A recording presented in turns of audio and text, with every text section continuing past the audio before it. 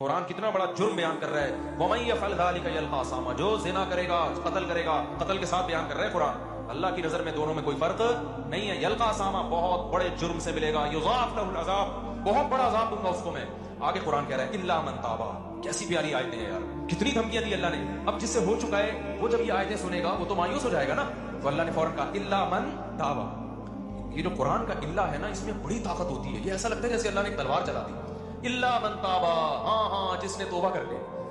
اب تک جو ہوا سو ہوا، کیونکہ جب زانی یہ آیتیں سنے گا وہ تو کہے گا میں تو گیا کام سے. اللہ کہتے ہیں مہلت ہے. الا من تابا، اب تک گرل فرینڈ رکھی نا تو نے، زنا کیا، لڑکوں سے بدفعلی کی، قتل کیا. من تابا، توبہ کر لے آج. وآمنا، اپنا عقیدہ صحیح کر لے. وعمل صالحا، آئندہ کے لیے اصلاح کر لے. فاولئک یبدل اللہ سیئاتہم حسنات وکان اللہ غفورا رحیما.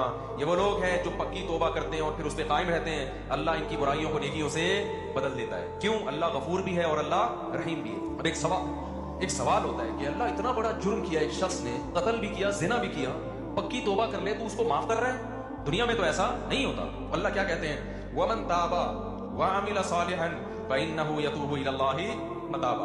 اللہ کہتے ہیں جو توبہ کر رہا ہے اور آئندہ عمل کو ٹھیک کر رہا ہے تو وہ توبہ کس کے دربار میں کر رہا ہے؟ وہ انسان کے پاس تھوڑی آ رہا ہے، وہ تو خدا کے پاس جا رہا ہے. تو خدا کا ظرف چھوٹا نہیں ہے. تو یہ مت دیکھو کہ کتنے جرموں کے بعد توبہ کر رہا ہے، یہ دیکھو کہ دروازہ کس کا کھٹکھٹا رہا ہے.